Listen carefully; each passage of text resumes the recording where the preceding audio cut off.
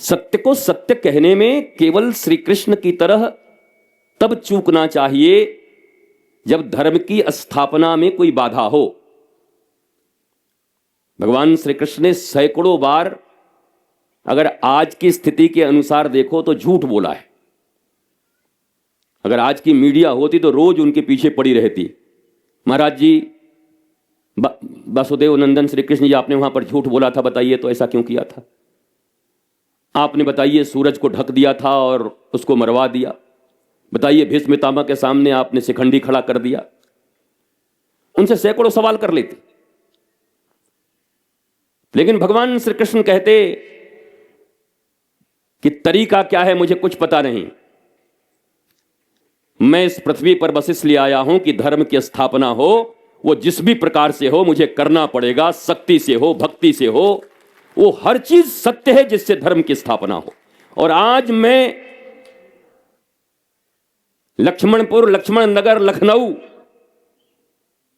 लक्ष्मणगढ़ कि इस भूमि पर यह कहना चाहता हूं कि चाहे कोई भी तरीका कुछ भी हो, पर अगर स्वयं समाज, परिवार और राष्ट्र और साथ साथ मानवता और प्रकृति को बचाना है तो हिंदू को एक होना ही पड़ेगा, दूसरा कोई रास्ता नहीं।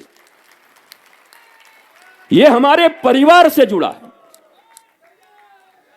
हमने जिन्हें जन्म दिया है, जिन्हें अपने कलेजे के टुकड़े कहते हैं, जिन्हें जिगर का टुकड़ा कहते हैं,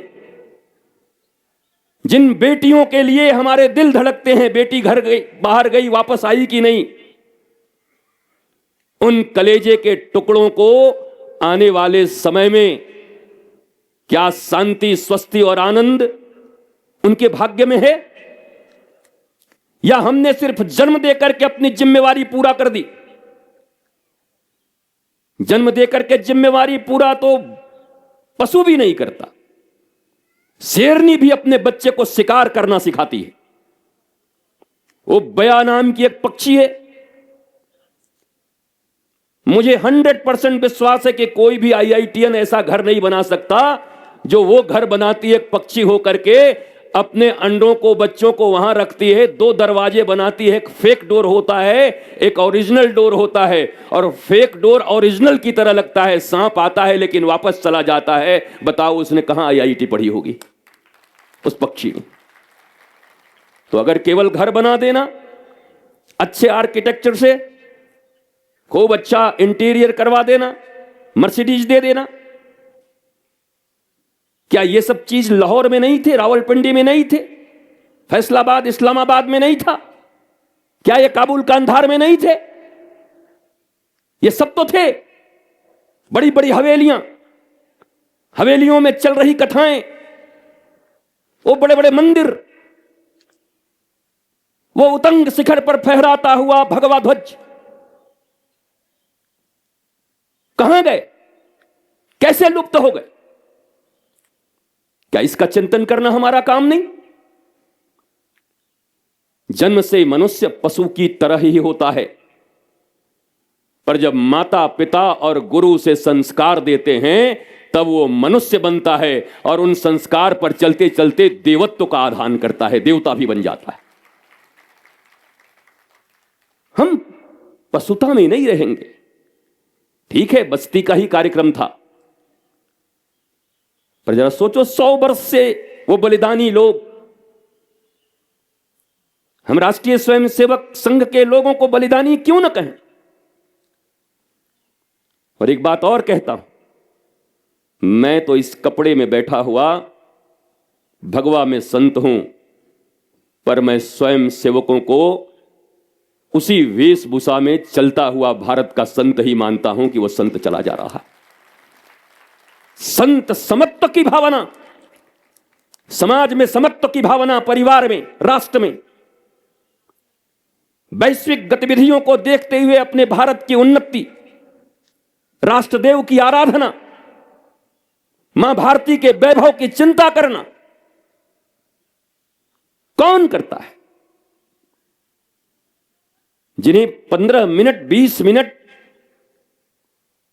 how to save our life, our childrens, मैं अंग्रेजी बीच बीच में इसलिए बोल रहा हूं कि कुछ कूल लोग बैठे हुए हैं।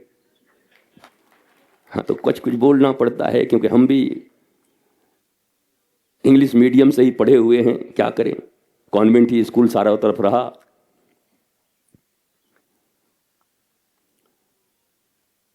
पर फिर मां ने और गुरु ने संस्कार देकर,